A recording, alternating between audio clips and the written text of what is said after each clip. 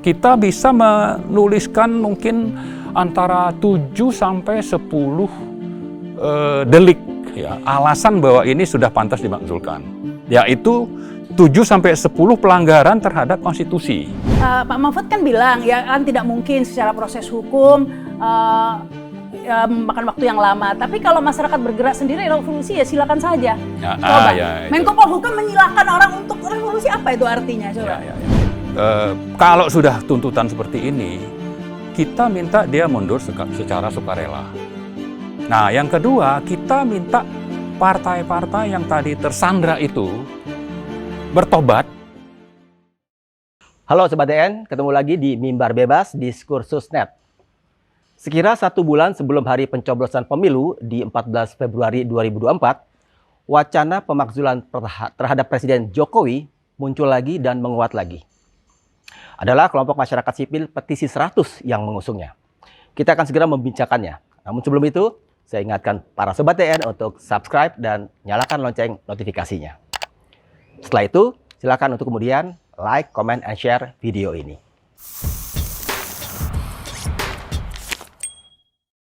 Wacana pemakzulan terhadap Presiden Jokowi. Ini yang akan kita bincangkan sekarang bersama para narasumber yang sudah hadir bersama saya di sini. Saya perkenalkan, di sebelah kiri saya ada Pak Marwan Batubara dari Petisi 100. Dan di sebelah kanan saya ada Mbak Rahma Syarita. Semua pasti kenal dengan public figure ini. Jurnalis juga. Dan juga pemain di dunia broadcast, kan kita tahu itu semua ya.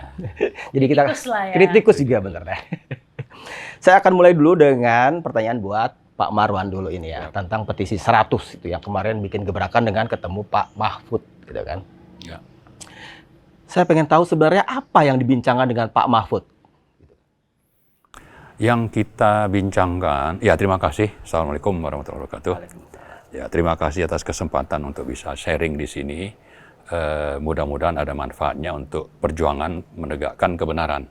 Ya, jadi kalau kita mundur ke belakang, petisi ini sudah dibahas sejak Maret 2023. Lalu kita sempat minta waktu ketemu dengan pimpinan DPR, pimpinan MPR, dan juga pimpinan DPD. Itu sekitar bulan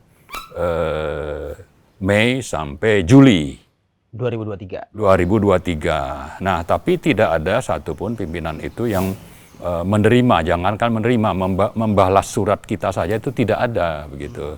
Lalu kita merasa ini kita perlu tampil di kompleks parlemen. Lalu kita minta waktu ke salah satu anggota DPD, kebetulan juga ini teman-teman seperjuangan Pak Tamsil Lindrung. Maka terjadilah pertemuan itu pada tanggal 27 Juli 2023. Nah, pada kesempatan itulah petisi kami bacakan dan apa yang menjadi dasar hukum dilakukannya pemakzulan itu, kalau bicara hukum itu adalah pasal 7A Undang-Undang Dasar 1945. Nah, kita punya banyak fakta yang menunjukkan sudah banyak ini terjadi pelanggaran.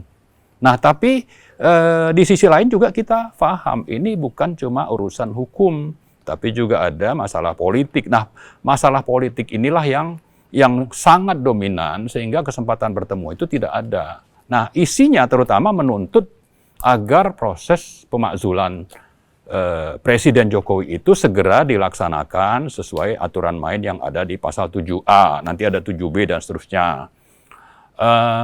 Kemudian yang kedua, kita minta agar kedaulatan rakyat itu dipulihkan. Karena banyak sekali kondisi saat ini, rakyat itu seolah-olah sudah tidak berdaulat. Nah, itulah dua tuntutan yang kami sampaikan saat diterima Pak Tamsil Lindrung di kompleks Senayan itu waktu itu. Waktu itu Pak Tamsil Lindrung menerima dalam kapasitas sebagai anggota DPD aja atau mewakili secara institusi DPD-nya, Pak?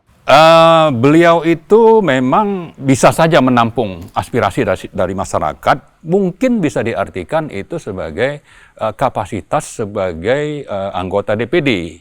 Tapi beliau juga melaporkan hasil pertemuan itu kepada pimpinan dan seluruh anggota DPD. Sampai-sampai beliau itu juga menulis laporan itu dalam buku kecil dan disebarkan ke banyak kalangan, pasti itu juga sampai ke misalnya seluruh anggota DPD, juga anggota MPR, minimal itu.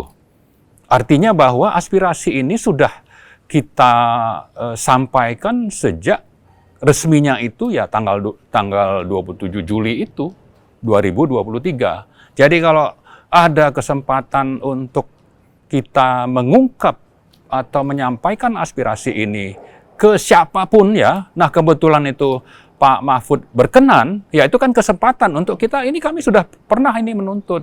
Tolong ada follow up, ya minimal kan seandainya Pak Mahfud punya orang-orang di partai atau ke Presiden Jokowi sendiri, begitu ya itu sesuatu yang kita harapkan. Tapi minimal publik itu paham, ini ada masalah gitu. Kita bisa menuliskan mungkin antara 7 sampai 10 delik. Ya, alasan bahwa ini sudah pantas dimakzulkan, yaitu 7 sampai 10 pelanggaran terhadap konstitusi, yang itu disebut sebagai pengkhianatan terhadap negara. Kalau kita baca apa deliknya, itu ada 6. Pertama, pengkhianatan terhadap negara, kedua suap, ketiga korupsi, keempat pidana berat lainnya, kelima itu perbuatan tercela, lalu ada masalah administratif. Mungkin ini tidak terlalu relevan lah, tapi 5 ini artinya 3 ya, pengkhianatan terhadap negara, suap dan korupsi, lalu disebutkan pengkhianatan atau pelanggaran pidana berat lainnya. Artinya yang 3 ini pidana berat ini gitu. Dan maka kalau sudah ada definisinya, lalu kita lihat juga apa itu yang namanya pengkhianatan terhadap negara di pasal 169 Undang-Undang Nomor 7 2017, yaitu tentang pemilu, disebutkan antara lain itu melanggar konstitusi. Di samping misalnya upaya untuk memisahkan diri atau berkomplot untuk menjatuhkan negara, itu bisa dilihat definisinya. Tapi pengkhianatan terhadap negara itu ada definisinya, dan itu salah satunya melanggar konstitusi, dan itu yang saya sebut tadi antara 7 sampai 10 pelanggaran konstitusi yang sudah dilakukan oleh Pak Joko Widodo. Salah satunya misalnya menerbitkan Perpres nomor 54 tahun 2020 tentang APBN. APBN kok pakai Perpres? Menihilkan DPR. Padahal pasal 23 Undang-Undang Dasar itu menyusun dan menetapkan APBN itu harus bersama-sama dengan DPR. Ini diterbitkan begitu saja dengan Perpres misalnya. Contoh lain, Pak Jokowi itu sudah bisa mengendalikan sektor atau ranah lain dalam penyelenggaraan negara. Itu kan ada eksekutif, ada yudikatif, ada legislatif. Nah, yudikatifnya itu misalnya KPK. KPK itu sekarang ada di bawah kendali Pak Jokowi lewat Dewas misalnya. Atau kalau kita bicara MK, itu kan juga misalnya putusan nomor 90 tentang Gibran, atau putusan 91 2021 tentang Undang-Undang Ciptaker, bahwa MK menyatakan bahwa ini harus dirubah. Tapi kan lalu diterbitkan Perpu, dilanggar itu putusan MK. Nah, banyak lagi sebetulnya, dan itu kita siapkan sudah berbagai alasan atau delik bahwa presiden kita ini sudah melanggar hukum. Kalau ada yang menyatakan ini mau pemilu kok ngangkat masalah pemakzulan, ya kan? Nah, bagi kita sebetulnya soal hukum itu harus tegak, kan tidak mengenal waktu. Dan dampak dari pelanggaran hukum ini sudah kita rasakan. Misalnya, APBN itu ternyata masuk ke PSN 36% itu dikorupsi. Akibat apa? Kebijakan dari presiden, dan itu dilegalkan misalnya lewat tadi Perpres tentang APBN itu. Dan saya kira kalau bicara pelanggaran cukup banyak, tapi kita bicara dampak negatif dari kelakuan presiden yang semena-mena, yang kita sebut otoriter dan berada di bawah 2 cabang kekuasaan lain, maka ini sudah waktunya untuk dimakzulkan. Dan ini tidak ada urusan dengan pilpres atau pemilu. Melanggar hukum, aturannya seperti ini, ya sudah terapkan. Jangan kita yang menuntut ini ditarik-tarik, wah ini karena pemilu Anda bisa. Enggak, kita sudah bicara lama dan ini bicara hukum. Dan kita punya hak untuk menyatakan pendapat, itu ada di pasal 28 Undang-Undang Dasar. Lalu kalau bicara tadi perbuatan tercela, ini menyangkut moral misalnya. Moral presiden ini sudah rusak. Dan mestinya kalau moral itu kan merujuk kepada Pancasila. Yaitu sila pertama. Ya kan? Belum lagi kalau kita bicara tadi tentang sekian banyak undang-undang yang dilanggar di samping undang-undang dasar yang saya sebut tadi. Misalnya kalau mengendalikan kekuasaan kehakiman itu melanggar pasal 24. Kalau APBN pasal 23. Perbuatan tercela misalnya itu melanggar sumpah jabatan pasal 9 undang-undang dasar. Jadi kalau bicara Anda cuma bicara politik, tidak. Kita justru lebih berpegang kepada Pancasila, Undang-Undang Dasar atau hukum, lalu baru bicara politik. Nah, politik kita ya apa adanya aja. Kita tidak menghasut, kita menyalurkan lewat lembaga yang ada, dan kita punya hak untuk didengarkan oleh misalnya DPR atau DPD. Tapi mereka tidak memberi kesempatan. Nah, kebetulan ada Pak Mahfud mengundang, ya sudah, ini kita manfaatkan untuk menyampaikan. Ini loh, ini pelanggaran, ini orang harus dipecat. Kalau bahasa kasarnya itu, makzul itu pecat gitu, bahasa kasarnya. Kalau tadi gitu. sempat ketemu Pak Tamsil Lindrung itu, ada follow up apa lagi dari DPD selain itu Pak, yang Bapak dapat informasinya? Pak Tamsil memang menyampaikan ke pimpinan DPD. Nah, mestinya kalau DPD sama juga dengan DPR, ada kesempatan mereka menerima aspirasi dari masyarakat. Mestinya kan itu di follow up, atau disampaikanlah ke kita apa hasilnya begitu, atau follow up-nya. Itu tidak ada. Ya, jadi kalau kita bicara fraksi-fraksi, itu mereka masing-masing itu punya hari yang khusus dialokasikan untuk menampung aspirasi masyarakat. Ada itu tiap minggu atau tiap 2 minggu, kalau mereka tidak reses. Ada, nah tapi kita sudah resmi minta waktu, itu tidak ada kesempatan, mereka tidak peduli gitu. Nah, cuma ini kan ada kesempatan, mereka ada pertarungan misalnya antara PDIP dengan Jokowi, ya silakanlah petisi 100 dimanfaatkan oleh siapa, ya kan? Berantem itu, ini kan mestinya kesempatan kita untuk menyampaikan kepada publik. Dan kita tidak ada kepentingan kalau dimanfaatkan itu bukan dalam arti negatif, tapi ada dimanfaatkan untuk supaya hukum tegak dan publik tahu gitu. Gitu kira-kira. Sekarang saya ke Mbak Rahma dulu nih, sebagai kritikus. Bagaimana Mbak Rahma membaca adanya petisi 100, atau mungkin sebelum ini ada Presidium Indonesia, atau mungkin sebelumnya ada Maklumat Juanda, gitu, yang kira-kira niatannya atau arah-arahnya tuh, arah-arah politiknya segaris. Gimana Mbak Rahma membaca itu? Ya, tadi saya menyambung Pak Marwan tadi tuh ya, sebenarnya listnya udah panjang begitu ya, alasan untuk memakzulkan Jokowi, dan itu sebenarnya sudah disuarakan jauh hari sebelumnya.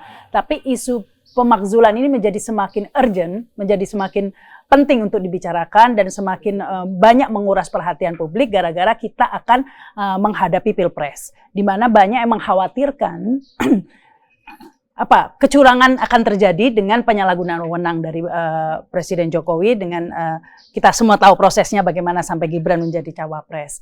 Nah, ini membuat orang ingin mengangkat lagi, semakin kuat keinginan memakzulkan itu, karena dikhawatirkan, sebenarnya bukan dikhawatirkan, sudah terjadi kecurangan itu ya, sudah banyak, bukan dikhawatirkan terjadi kecurangan, itu salah statement itu, sudah terjadi kecurangan dari proses awal ya. Kalau kita lihat baru-baru ini aja ya, tadi saya baca Twitter, Bawaslu mengatakan, kan itu Prabowo yang belusukan itu Pak Marwan ke Cilincing sambil bagi-bagi uang, bagi-bagi duit, katanya itu bukan jadwal kampanye, jadi itu sebagai kapasitas Prabowo sebagai Menhan. Duh, enak betul ya. Jadi yang menjabat-jabat ini kalau ini dibilang oh itu lagi kapasitas sebagai Menhan, jadi ini semua, jadi sebenarnya kalau dikatakan oleh Pak Marwan tadi, salah satu alasan pemakzulan adalah berkhianat kepada negara. Ini lebih jauh sebenarnya Pak Marwan, bukan hanya berkhianat kepada negara, tapi merusak sistem negara, merusak sudah. Daya rusaknya luar biasa. Ini semua berawal ya pertama dari Mahkamah Konstitusi ya, ketika kemudian diterobos ya sampai Gibran menjadi cawapres. Kemudian selanjutnya ini, nah ini kelemahan kita ya mungkin. kita suka menerima kadang-kadang ya, menerima saja begitu ya. Ini karena sudah saat itu sebenarnya sudah momentum ya ketika Mahkamah Konstitusi mengeluarkan keputusan yang di luar nalar itu begitu ya. Kemudian muncullah keputusan-keputusan lainnya, Presiden menandatangani PP nomor 53 tahun 2023 begitu ya, di mana merubah ini aturan menteri harus mengundurkan diri, ya kan? Gubernur, wali kota jika maju atau menjadi tim sukses. Itu dirubah dengan menandatangani PP 53 tahun 2023. Kita ingat waktu Sandiaga Uno maju, kan dia mundur ya waktu itu. Nah, ini semua dirubah aturannya sehingga ya seperti yang terjadi saat ini. Kemudian ditambah lagi Mahkamah Konstitusi mengeluarkan uji materi ya, mengabulkan uji materi terhadap undang-undang pilkada sehingga pejabat-pejabat daerah hasil pemilihan tahun 2018 itu bisa diperpanjang masa jabatannya. Seharusnya berakhir pada Desember 2023 menjadi Februari pas pemilu begitu. Padahal kita tahu ini banyak pejabat-pejabat daerah itu yang jadi tim sukses. Salah satunya Khofifah begitu ya. Akhirnya Khofifah yang harusnya mundur 2023 Desember jadi bisa, padahal bagian dari tim sukses. Ini ada 48 pemimpin daerah yang diperpanjang masa jabatannya dengan Mahkamah Konstitusi keputusannya. Jadi ini seperti semua dikerahkan ya, mau dari Mahkamah Konstitusi, Bawaslu, TNI Polri, semuanya, Babinsa, pokoknya semua. Nah ini menimbulkan daya rusak yang luar biasa ya. Sistem yang apalagi ini tentu akan mempengaruhi kepercayaan publik terhadap hasil pemilu. Dan yang lebih mengkhawatirkan lagi, kita sudah lihat nih naga-naganya itu ya, bahwa kok ada ya yang menyuarakan agar aklamasi pemilu satu putaran saja begitu. Padahal kita tahu ya pilpres itu kan tergantung rakyat begitu ya. Mengapa harus disuarakan gerakan satu putaran? Maksudnya apa gitu? Saya nggak ngerti ya. Nah, saya khawatir ini adalah suatu pengkondisian membentuk public opinion begitu ya. Jadi seandainya kejadian begitu dengan berbagai kecurangan, publik menerima itu sebagai kenyataan gitu ya. Karena kan sudah disounding dari awal nih satu putaran nih. Apalagi sekarang kan ramai, itu banyak lembaga survei yang mengeluarkan bahwa Prabowo ini elektabilitasnya stagnan di 39% atau 40 ya, tidak sampai mencapai 50. Sehingga itu tidak bisa satu putaran begitu ya. Tadi saya baca di Twitter ada lembaga survei Indeks namanya sudah mengeluarkan loh 51% katanya. Bisa langsung dijawab begitu ya. Jadi kayak lembaga survei ini responsif banget, reaktif banget dengan perkembangan isu gitu. Saya heran kapan ini surveinya ya. Jadi ada isu ini langsung ada hasil surveinya, ada isu ini dijawab dengan hasil survei. Ini sudah dijawab oleh hasil survei bahwa 51% Prabowo. Nah, ini jangan ya, padahal di lembaga survei lain yang independen justru sebaliknya hasilnya kan, beredar juga kan di media sosial ya, hasil-hasil dari lembaga independen itu surveinya berbeda jauh. Nah ini yang dikhawatirkan jika tetap Jokowi ini berkuasa, tidak dimakzulkan, akan terjadi kerusakan-kerusakan terhadap negara ini yang lebih jauh begitu. Bukan hanya sistem, bayangkan ya, gini aja bayangkan aja ya. Kalau saya coba bayangkan dulu ya. Kalau Prabowo menang, ya, itu artinya ini semua berlanjut terus sampai bisa 2 periode, mungkin digantikan anaknya ya, karena ini sebenarnya kita tahu lah ya, sebenarnya Prabowo ini boneka caki ini kan ya, serem, atau boneka gemoy nggak tahu ya. Nah, jadi sebenarnya untuk meluluskan dinasti politik, dan dinasti politik ini sebenarnya kepanjangan dari bahaya laten 3 periode sebenarnya. 3 periode dipaksakan tidak bisa, begitu mendapat pertentangan. Kemudian perpanjangan masa jabatan, dan sekarang akhirnya dinasti politik. Ini sebenarnya satu ujung-ujungnya ya. Bahaya laten ingin itu saja, ingin terus berkuasa. Sebenarnya 3 periode tujuannya, karena 3 periode selanjutnya bisa dilanjutkan macam-macam tadi itu. Mungkin dulu itu Pak Marwan memaksakan 3 periode karena tahu Gibran belum cukup usia begitu ya. Kalau 3 periode, selesai 3 periode Gibran udah siap gitu ya. Digagalkan, dia punya banyak langkah-langkah. Tapi salah satunya itu lewat amandemen. Bahwa ini harus kembali ke Undang-Undang Dasar Asli 1945, sehingga nanti ada sidang umum MPR. Nah, MPR ini nanti direkayasa untuk menerbitkan dekrit untuk perpanjangan masa jabatan presiden antara 2 sampai 3 tahun, dan itu pernah diungkap sejumlah pejabat tinggi termasuk Lanyala Mataliti, ketua DPD. Tapi itu kan kemudian digagalkan ketika pecah kongsi PDIP dengan Jokowi kan, Pak? Gagalnya itu memang kalau kembali tadi bahwa bicara pemakzulan itu ada aspek hukum, ada aspek politik, ada aspek moral. Nah, kita berterima kasih kepada PDIP bahwa mereka masih berpegang kepada hukum sehingga melawan rencana Jokowi 3 periode itu gitu. Nah, kita Bapak melihat PDIP juga waktu itu juga punya agenda sendiri kan, bisa saja Puan gitu. Iya, betul. Ada. Tapi kan saya kira yang sangat signifikan itu adalah statement Bu Mega. Beliau mau ini diakhiri atau jangan melanggar konstitusi. Iya. Nah, sebetulnya harapan kita dalam beberapa minggu atau beberapa hari ke depan itu setelah dimulai oleh Pak Mahfud, dilanjutkan oleh partainya, tokoh-tokoh PDIP-nya bergabung dengan rakyat. Kita punya dasar hukum yang kuat untuk menghentikan Pak Jokowi ini, termasuk menghentikan pemilu curang, dan itu PDIP sudah cukup banyak bersuara. Pemilunya curang, gitu. Bukan dikhawatirkan lagi. Ya, sudah. Sudah terjadi. Begitu, sudah begitu terjadi, ya. begitu. Ya, itu bicara soal pemakzulan itu kemarin kita ketemu dengan Pak Mahfud MD ya, Pak Marwan itu sudah dijelaskan bahwa memang prosesnya panjang, bisa sampai 1 tahun, tidak mungkin, bisa dikatakan tidak mungkin lah kalau tujuannya agar Pilpres berlaku jurdil sehingga harus dimakzulkan sebelum Pilpres, itu tidak mungkin. Tapi ini kan tidak ada yang tidak mungkin sebenarnya ya begitu ya, karena kan suara tertinggi adalah suara rakyat sebenarnya begitu. Dan ini sudah banyak pengamat-pengamat politik yang lainnya juga menyuarakan ya, sebenarnya bisa jika dimulai dengan menteri-menteri mengundurkan diri seperti terjadi pada zaman Pak Harto, ada 13 menteri yang mengundurkan diri begitu ya. Nah, ini kita ketuk saja hati nurani ya, karena sinyal-sinyalnya ini begini.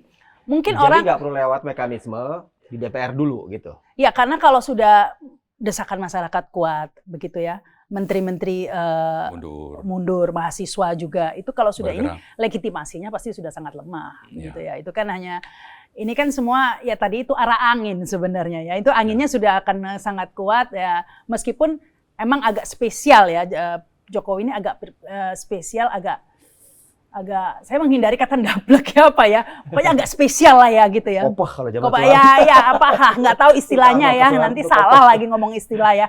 Pokoknya agak gimana gitu ya, jadi agak, karena gini, ini hebatnya ya, PDIP itu dulu masih bisa loh melawan Pak Harto ya kan.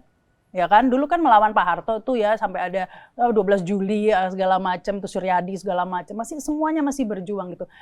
Sekarang ini kayaknya semua bisa dibungkam gitu. PDIP-nya pun agak lambat, setengah tiang begitu ya. Entah apa, mungkin karena memang pembagiannya rata atau apa, sehingga semuanya itu jadi, ini luar biasanya Jokowi ini tadi itu ya. Jadi semua ini nggak ada yang, semua bisa menerima begitu. Akhirnya bungkam, cuma ngedumel aja di belakangnya. Hanya mungkin orang-orang yang memang tidak mengambil bagian dari bancaan itu saja yang bersuara mungkin ya. Yang lainnya itu karena mungkin lebih rata pembagiannya atau bagaimana, saya nggak ngerti ya.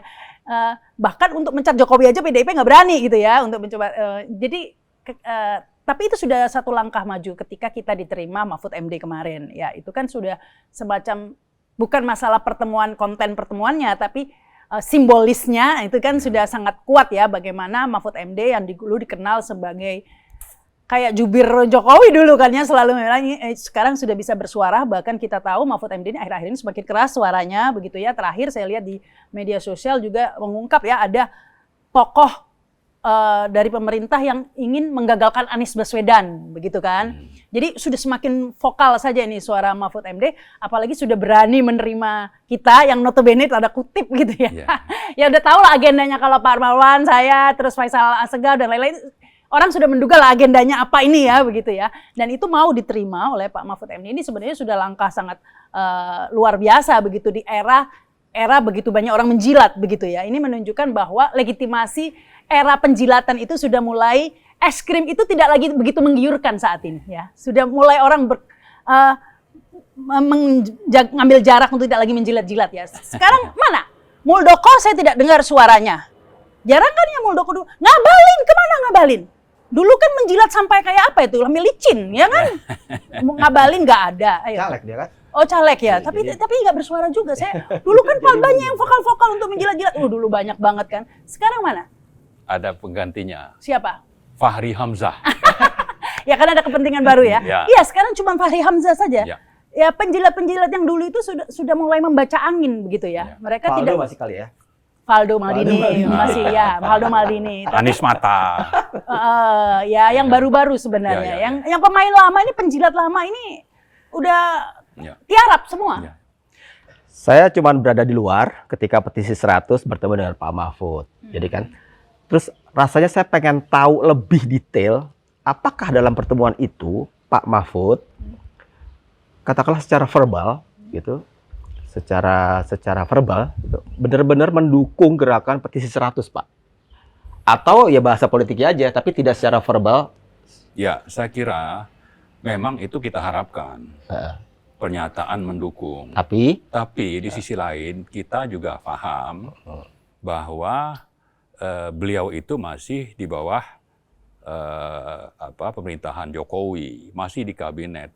Maka bicaranya itu hanya normatif. Tapi kalau saya mengartikan mendukung loh Pak Marwan. Ya, tapi Ya. yang lebih penting tadi saya sudah sebutkan, kita diterima saja. Itu sudah sesuatu yang sangat-sangat positif. Tapi ada statement Pak Mahfud yang mengatakan seperti ini.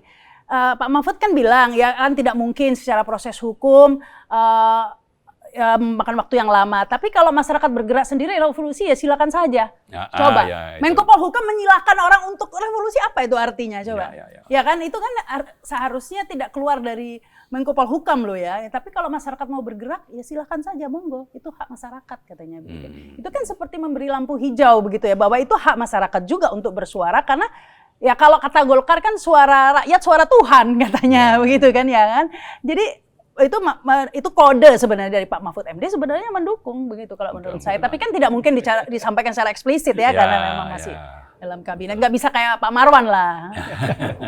kalau kemudian ada pernyataan yang muncul, reaksi setelah pertemuan petisi 100 dengan Pak Mahfud, terutama dari kubu 02 nih, bahwa itu pertemuan yang tidak etis karena ketemu dengan kontestan pemilu 2024. Gitu. Bagaimana Pak Marwan melihatnya? Kalau yang namanya pesaing ya, itu kita memaklumi ya memang harus bicara begitu. Kalau tidak begitu justru jadi bermasalah. Jadi kita maklum itu. Yang lebih penting adalah bahwa pertama, ini Presiden sudah banyak sekali melakukan pidana pengkhianatan terhadap negara. Kemudian kalau pengkhianat ini didukung oleh paslon 2, berarti paslon 2 ini mendukung pengkhianat. Ya kan? Kan begitu kan? Dan saya dengar berkali-kali Pak Prabowo itu mengatakan bahwa dia akan meneruskan dan sangat berterima kasih kepada Pak keberlanjutan Jokowi. itu. Keberlanjutan itu ya. Jadi artinya rakyat sudah harus paham kalau ada paslon pengkhianat, ini sudah tidak layak untuk dipilih begitu. Itu kita harapkan untuk dipahami rakyat dan menyebar kemana-mana. Nah, yang ketiga yang kita perlu juga cermati, pernyataan cawe-cawe. Ini kan bahasanya itu sangat halus, seolah-olah sesuatu yang remeh-temeh. Padahal intinya adalah melanggar konstitusi, berkhianat kepada negara, atau menyandra lawan-lawan politik. Sehingga nanti pendukung di paslon 2 itu karena pimpinannya itu tersandra kasus-kasus korupsi, maka tidak berdaya untuk tidak mendukung. Ini contoh-contoh yang menunjukkan bahwa publik harus tahu siapa paslon 2 dan siapa Jokowi dan siapa pendukungnya yang memang. Dengan begitu kita bisa menyatakan Pak Jokowi ini sudah berpolitik dengan menghalalkan segala cara. Sudah secara sistematis dari awal. Ya, sistematik tapi juga nanti berdiri di atas yang mereka sebut diklaim sebagai landasan hukum. Tapi hukum yang sudah dikendalikan dan menggunakan cara-cara menyandra. Dan itu sudah secara vulgar ditampilkannya. Tapi menanggapi tadi itu ya, katanya kan ini kontestan Pak Mahfud MD. Ya kita gunakan aja jawaban yang biasa digunakan mereka ya. Ini kan dalam kapasitas sebagai Menko Polhukam. Ya. Gitu kan. Dia masih memerintah. Masih memerintah, masih kenapa menjabat. masih dipertahankan tadi kan itu? Iya. Dengan apa namanya peraturan bahwa kabinet PP nomor 53 tahun 23 tadi itu. Memang nggak boleh mengundurkan diri, diizinkan. begitu, bukan nggak boleh, diperbolehkan menjabat. Jadi ya memang saat itu status Mahfud MD sebagai Menko Polhukam, dan wajarlah isu ini memang dibawa ke Menko Polhukam, sangat relevansinya sangat kuat begitu ya. Dibawa karena kan di berbagai event Pak Prabowo selalu mengatakan ya saya sebagai Menhan begitu ya. Ini sebagai Menko Polhukam. Bahkan di debat aja Pak Prabowo bilang saya sebagai Menhan gitu kan. Ya, jadi kalau kita lihat judul dari Kementerian Pak Mahfud itu kan politik, hukum, dan HAM.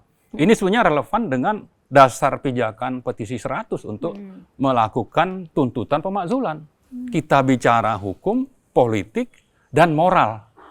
Inilah landasan kita dan inilah yang terus kita suarakan. Dan atas dasar aturan yang ada terkait dengan 3 hal tadi, politik, hukum, dan moral, maka bisa kita buktikan sudah terjadi pelanggaran yang dengan begitu wajar ini untuk dipecat dari kedudukan sebagai Presiden Republik Indonesia. Ketika pada akhirnya petisi 100 punya aspirasi pemakzulan terhadap Jokowi, kan cara yang paling beradab konstitusional ya lewat DPR dulu kan Pak, dengan segala mungkin hak angket, hak interpelasi, dan kemudian dengan segala persyaratan yang begitu ketat, 2/3 dan 2/3 segala macam itu. Nah itu kan kemudian ditabrakkan orang dengan timeline pemilu yang kurang dari sebulan lagi hari pencoblosan gitu. Apa nggak perlu bersabar gitu petisi 100 ini? Ya tadi sudah saya singgung bahwa kalau memang ada pelanggaran hukum, mestinya kan hukum itu jadi panglima sesuai pasal 1 Undang-Undang Dasar. Hukum harus ditegakkan. Jangan malah politik di atas hukum, dan itulah yang terjadi sekarang. Sehingga bisa saja malah kita yang menyuarakan ini dianggap punya niat negatif, atau pemakzulannya itu sendiri tidak pernah dimulai prosesnya. Nah karena itu ya saya sampaikan tadi kita perlu mengungkap ini bahwa hukum sudah dilanggar pelakunya ini, lalu kalau ada paslon yang dia dukung, misalnya, ya kan, ini paslon yang mendukung pengkhianat ini gitu. Istilah pengkhianat ini harus kita perjelas karena itu juga diatur. Jadi jangan gunakan istilah cawe-cawe. Ini pengkhianat konstitusi gitu. Sesuai dengan pasal 9A dan Undang-Undang Pemilu pasal 169. Nomor 7 2017. Jadi sangat nyata sebetulnya. Silakanlah ini ada kepentingan politik dan sebagainya. Nah, saya kira itu bagi tim pendukung paslon 2 ya memang harus bicara begitu. Tapi kita perlu memperjelas kepada rakyat supaya tidak terkecoh dengan pembelaan misalnya oleh Jimli atau Yusril dan sebagainya. Jadi kita berharap ya pemilu ini nanti bebas dari kepentingan politik dinastinya Jokowi, ya bebas dari pemilu curang dan sebagainya, supaya hasilnya itu memang sesuai dengan harapan mayoritas rakyat dan sesuai dengan aturan main. Tapi kalau ini tidak pernah disuarakan atau malah rakyat itu mendengar counter dari pendukung-pendukung Jokowi yang saya kira ada 2 profesor misalnya yang bersuara, ini sangat mengerikan jadinya gitu.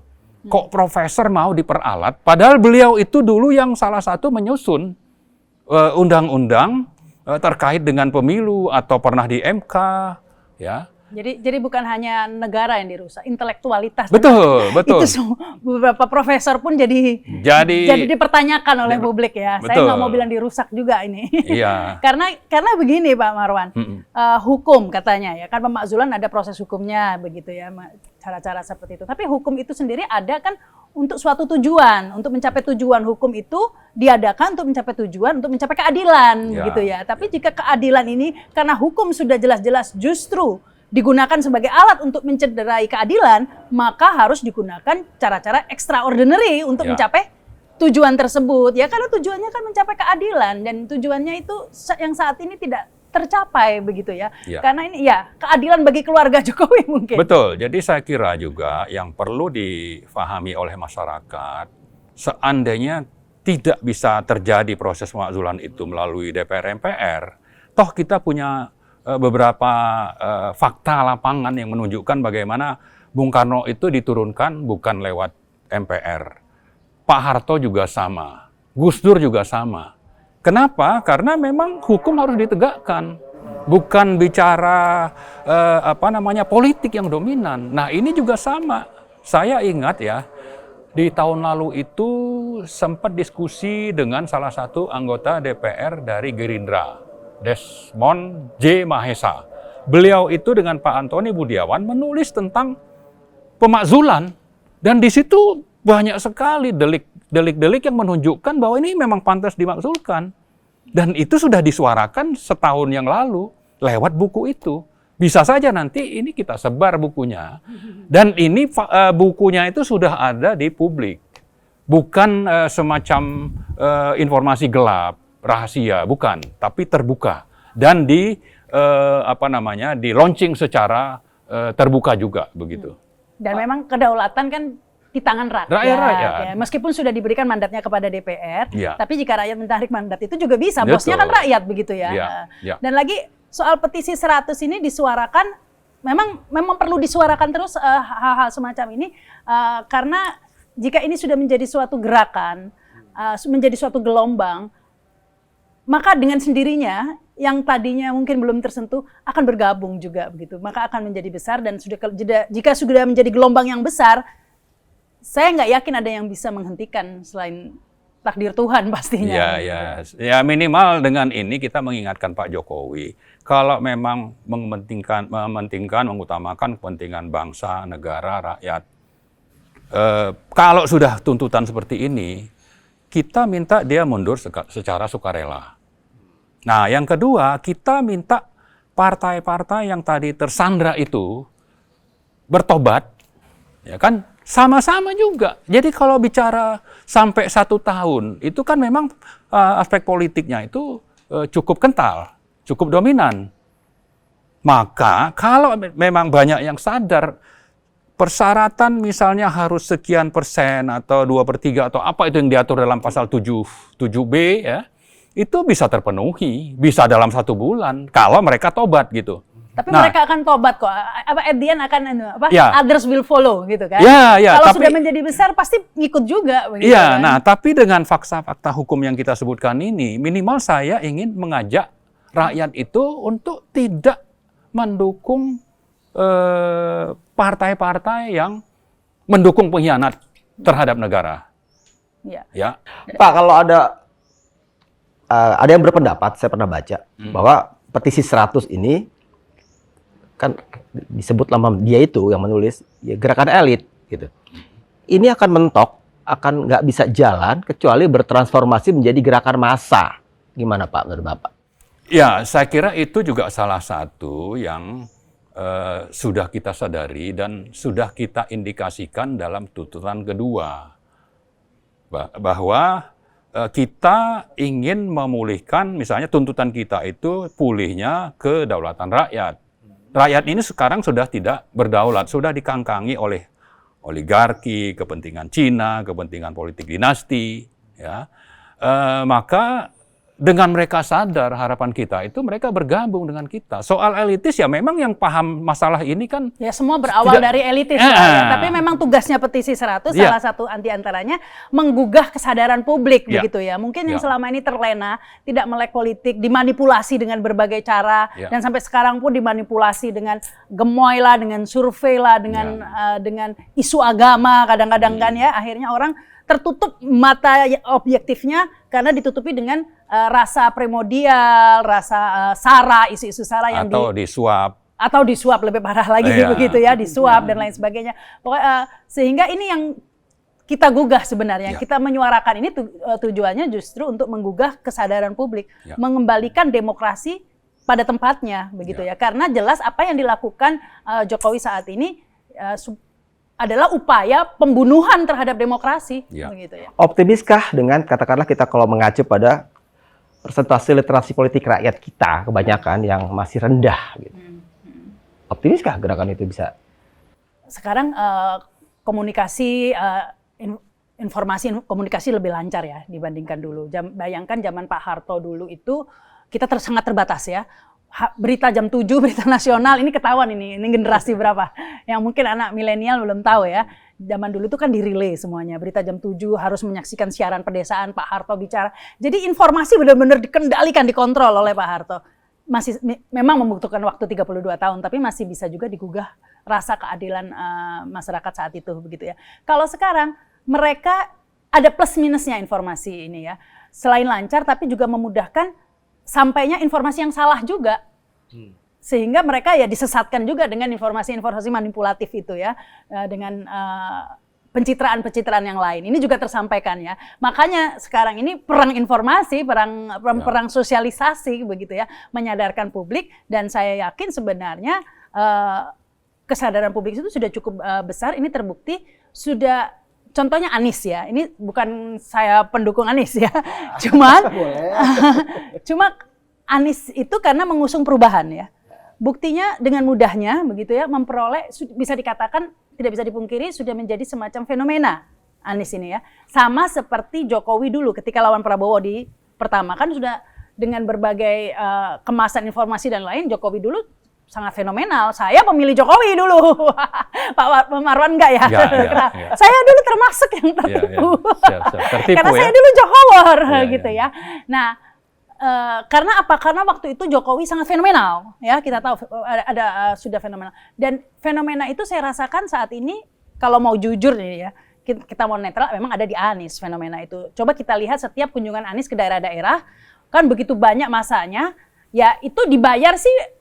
Saya rasa tidak bisa menggerakkan dengan penuh semangat kan kalau kata Anies kan kalau massa bisa dimobilisasi tapi semangat nggak bisa dibayar dengan uang. Mereka penuh antusias ya dengan semangat dan saya melihat itu sudah menjadi fenomena di daerah-daerah. Kemarin di Makassar itu kayak apa ya sambutan masyarakat dan ini yang tidak tampak di kubu langsung saja disebut Prabowo begitu ya, langsung sampai naik di atas mobil lempar-lempar apa sih kaos atau apa begitu ya, duit segala macam, tapi tidak terlihat adanya fenomena serupa begitu ya. Ini menunjukkan bahwa sebenarnya optimis itu isu ini disambut baik, hanya masyarakat Indonesia ini memang psikologinya itu agak nerimo begitu ya. Kita kan nerimo aja ngomong MK seperti itu nerimo aja dibiarkan sampai kejadian. Padahal ketika Anwar Usman ya Pak Paman ini menikah ya dengan adiknya Jokowi, saat itu harusnya harus mundur kan. Tapi apa? Masyarakat Indonesia kan nerimo, biarin aja, sampai kejadian toh, ya kan? Akhirnya kejadian. Kan waktu itu, itu kan haknya begini. Harusnya dari awal sudah tidak boleh Anwar Mas jadi ketua Mahkamah Konstitusi kalau kita mau fair ya, tapi dibiarkan. Nah ini mungkin publik sudah belajar agar semua ada batasnya begitu ya. Pertanyaannya itu, apakah betul nerimo seperti yang Mbak Rahma bilang, atau jangan-jangan ya nggak ngerti karena literasi politik yang rendah itu? Iya, makanya ini salah tugas-tugas kita semua ini untuk mengedukasi begitu kan, bahwa hak-hak kita sudah dicederai luar biasa, bahwa bangsa ini, negara besar ini sudah menuju dirusak oleh hanya beberapa golongan saja begitu ya. Saya kira memang kita harus optimis sambil tidak lupa bahwa kita kerja keras, kita berdoa, kita tawakal kepada Tuhan. Itu yang menjadi moto kita, karena kita melakukan ini atas dasar ajaran di Pancasila, bahwa kalau ada kemungkaran, kita kan harus melakukan sesuatu. Yang optimal yang kami lakukan dari petisi 100 ya seperti ini. Nah, kami mengajak yang lain untuk melakukan juga, untuk sama-sama. Kenapa? Karena ini menyangkut hajat hidup orang banyak dan kelangsungan kedaulatan negara ini. Jadi bukan sekedar bahwa kita optimis, tapi ada tugas yang memang harus kita jalankan. Tapi kita juga tidak lupa tentang adanya Tuhan yang paling menentukan.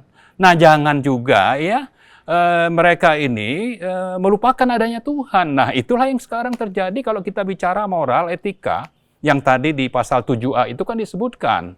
Ada pelanggaran etika, yaitu kaitannya dengan moral, dan itu melanggar sumpah jabatan. Masa sudah melanggar sumpah jabatan? Kita diam saja misalnya. Dan saya juga masih optimis, masih banyak orang Indonesia, pejabat-pejabatnya pun, meskipun mungkin agak hilaf dikit-dikit begitu ya, tapi masih punya hati nurani begitu ya.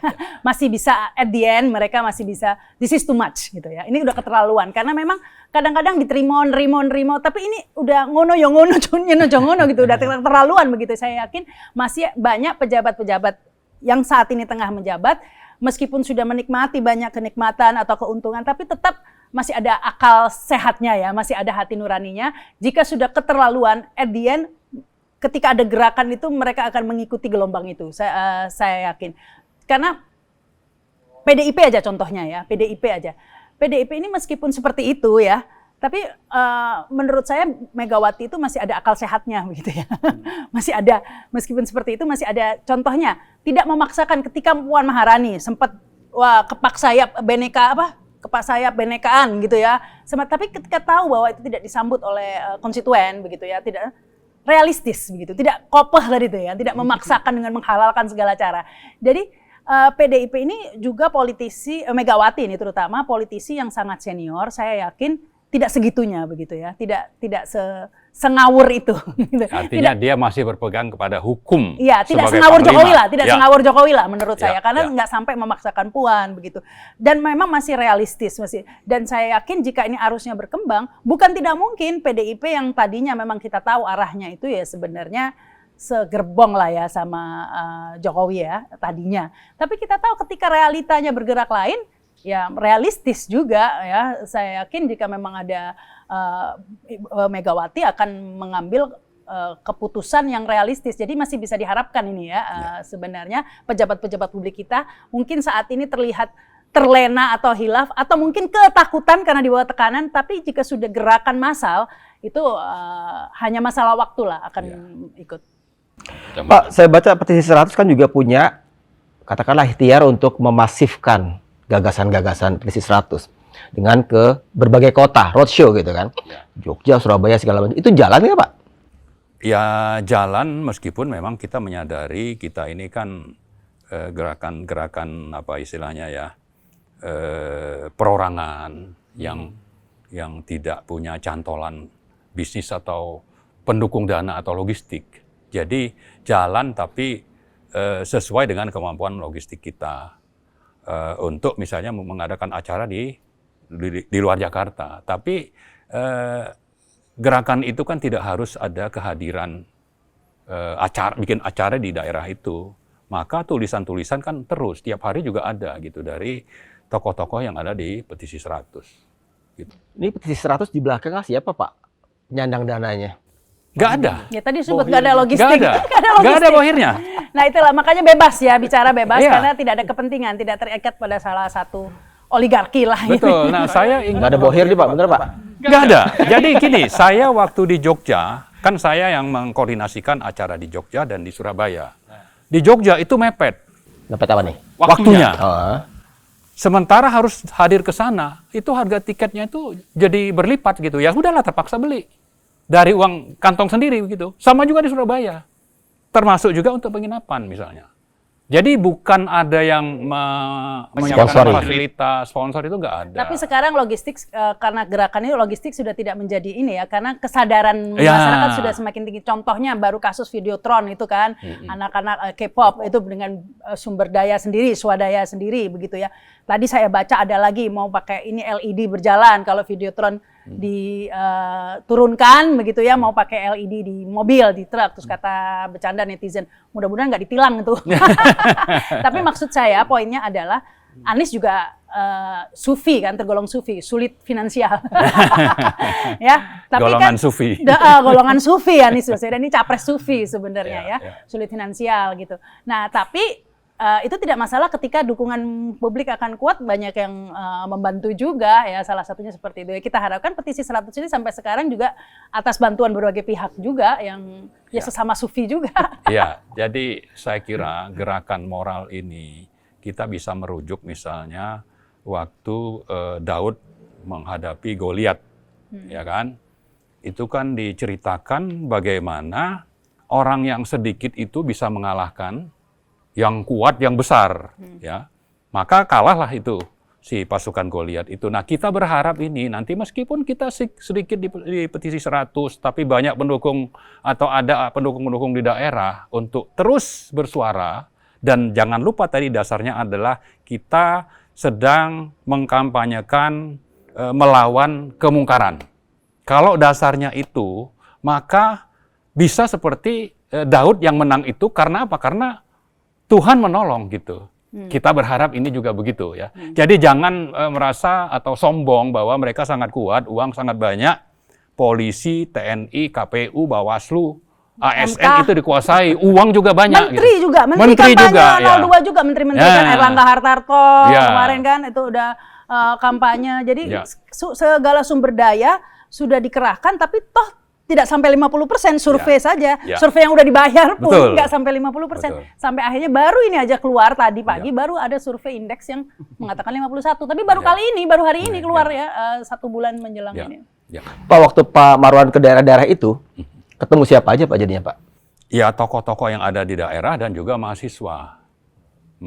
Nah, waktu itu kan sedang rame misalnya tentang Ade Armando mengkritik dinasti itu yang ada di Keraton Jogja misalnya.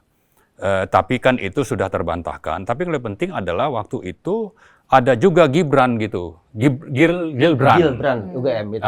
UGM yang bicara. Artinya mahasiswa juga bergabung dengan kita. Sama juga waktu kita di Surabaya. Mahasiswa juga bergabung dari misalnya ITS, dari UNER, dari UNESA kalau tidak salah ya. Pokoknya ada perwakilan kampus di Surabaya yang ikut bicara dan intinya mendukung gerakan petisi 100. Gitu. Ada katakanlah semisal seperti kolaborasi gitu dengan koalisi gerakan aktivis mahasiswa 98 itu, Faisal Asegaf dan kawan-kawan, petisi 100. Saya kira itu otomatis ya. Kalau memang mereka ini konsisten untuk perbaikan, ada masalah, itu otomatis akan bergabung. Saya sendiri selama ini dengan Bang Faisal itu WA-an tapi tidak pernah berpikir untuk kita misalnya kerjasama. Malah beliau itu ngundang gitu. Karena apa? Karena frekuensinya sama. Nah, saya berharap untuk misalnya LSM lain yang anti korupsi dan sebagainya, misalnya Bang Haris Azhar ya, atau siapalah yang memang concern dengan pengelolaan negara yang sudah semakin rusak ini, itu mau sama-sama kita bersuara. Karena sebenarnya petisi 100 itu bukan member eksklusif gitu ya Pak Marwan, tapi lebih ke gagasan atau misi yang diembannya tadi itu. Betul. Kalau ada tudingan, bahwa petisi 100 di belakangnya ya kalau nggak pendukung 01, ya 03 gitu. Benar nggak Pak? Saya kira bukan soal dukung tidak dukung, tapi nilai. Kalau nilainya sama, otomatis dukung. Iya kan? Nilainya sama yang kita perjuangkan itu. Otomatis lah. Iya, otomatis. Nah, sebaliknya, saya tadi mengingatkan, kalau ada orang-orang yang punya nalar, kedudukan tinggi, guru besar dan sebagainya di 02, kita mengingatkan, Anda ini harus mengutamakan moral dan nilai. Jangan bicara nafsu, membela yang salah, atau yang berkhianat kepada negara. Nah, ini juga kita ingatkan, kita himbau secara baik-baik gitu. Saya ya mengibaratkan gini Pak Marwan, ya. Jadi 02 dan semua yang di belakangnya ini ibarat kapal besar yang kuat begitu ya. Tapi ketika ada sudah bocor sebenarnya, bocor sana sini begitu. Bocor halus. Bocor halus. Ya.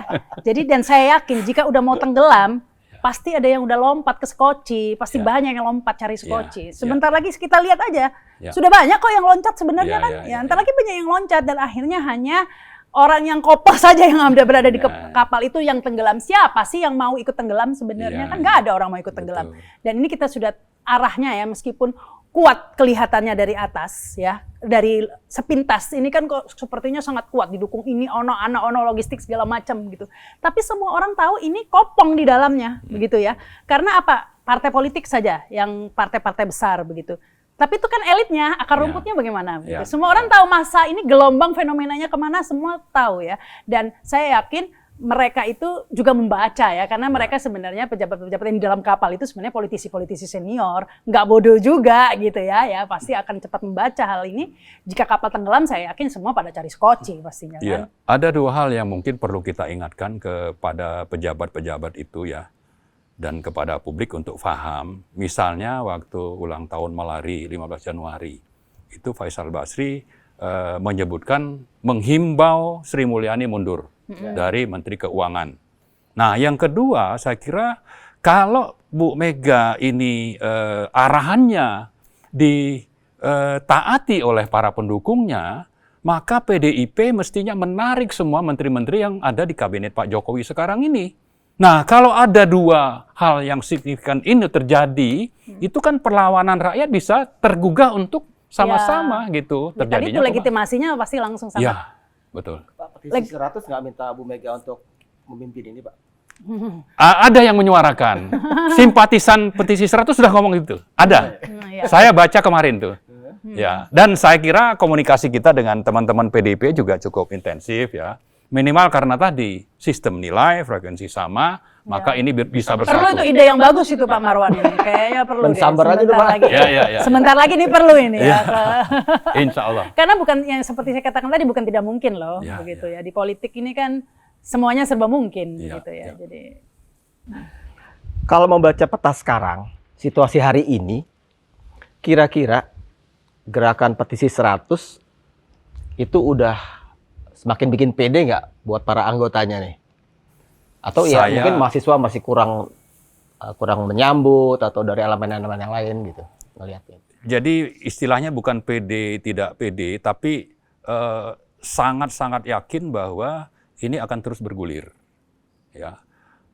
Lalu yang kedua, dengan bantuan teman-teman media atau kita di WhatsApp itu terus menyuarakan tuntutan pemakzulan ini, maka kita bisa menyebutkan bola saljunya akan semakin membesar untuk nanti ada gerakan rakyat. Ini bukan memprovokasi dalam arti kita mau makar. Toh yang namanya tadi saya sebut beberapa presiden yang sebelumnya itu kan turun karena rakyat sudah tidak suka. Rakyat menyampaikan aspirasi. Cuma memang belum terkoordinasi yang sekarang ini.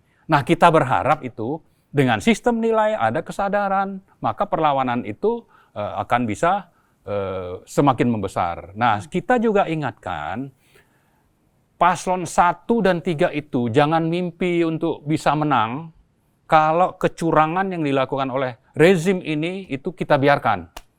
Maka ada gerakan misalnya pemilu tanpa Jokowi itu juga harus terus kita suarakan bersatu dengan gerakan petisi 100. Pak ngomong mimpi, saya mau sambar nih Pak. Ya. Saya baru ingat pernyataan Koordinator Staf Khusus Presiden, Arya Dwi Payana, bahwa pemakzulan Presiden Jokowi itu ya seperti mimpi-mimpi politik, gimana Pak?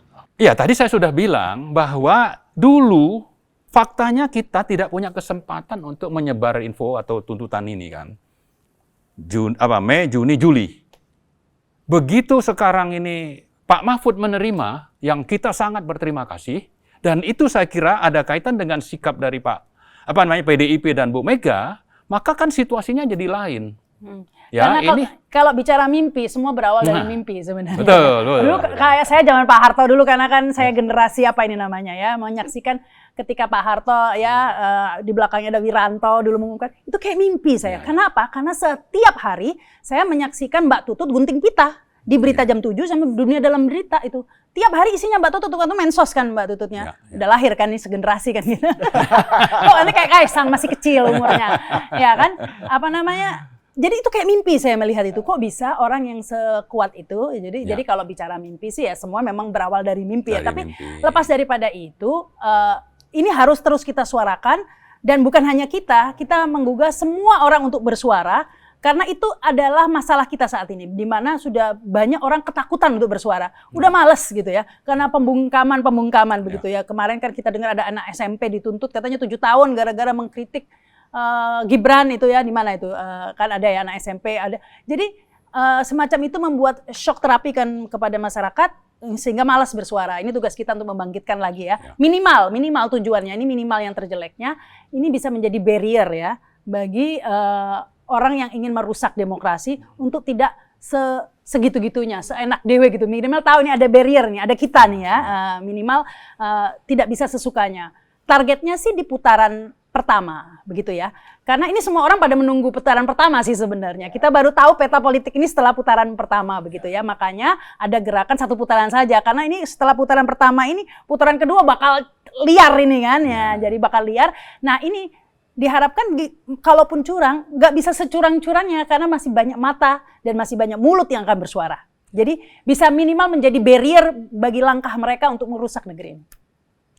Pak, Oktober 2024 maksud saya kan, itu kan presiden baru dilantik kan. Ya. Kalau sampai saat itu gerakan petisi 100 belum pada tujuannya, percuma ya Pak jadi ya Pak?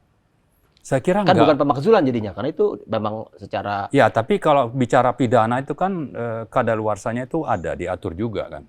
Artinya tidak otomatis bahwa tidak menjabat lagi, pidana yang sudah dilakukan itu bisa hilang otomatis, tidak. Kan bukti-bukti pidana itu ada. Tapi maksudnya pemakzulannya nggak tercapai jadi ya Pak? Karena di Oktober itu kan pasti akan diganti, dilantik presiden baru. Ya, Ya, bisa saja kita apa namanya? Siapa Makanya, dulu presiden barunya? 02 bukan? Presiden barunya siapa dulu? Memang kalau bicara pemakzulan itu terhadap presiden, Iya. ya kan. Tapi orangnya kan sama. Oke lah, tidak lewat istilah pemakzulan, tapi lewat proses pidana karena ada pelanggaran hukum oleh Presiden Jokowi.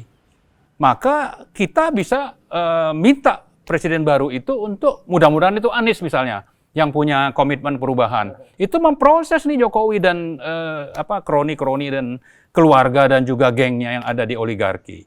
Untuk ya dihukum ditegakkan dan dia harus dihukum sesuai yang berlaku. Karena tujuan utamanya sebenarnya bukan hanya sebatas pemakzulan Jokowi hanya mundur, bukan hanya itu, ada tujuan yang lebih besar, menyelamatkan negara ini dari kerusakan begitu.